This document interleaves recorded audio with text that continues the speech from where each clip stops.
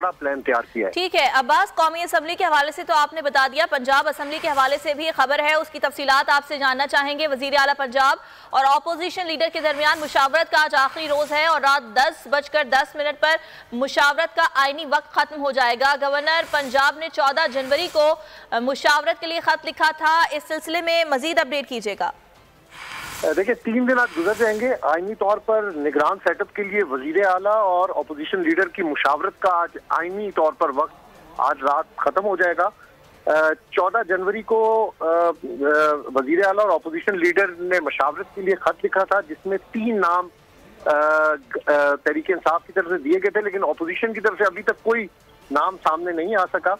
हुकूमती इत्तेहाद ने अहमद नवाज सुखेरा, नासिर खोसा और नसीर खान के नाम टेबल किए थे, जबकि गवर्नर ने ये नाम इत्तेफाक राय के लिए अपोजिशन लीडर को भी भिजवाए हैं, लेकिन अभी तक उनकी तरफ से कोई नाम नहीं आ सके।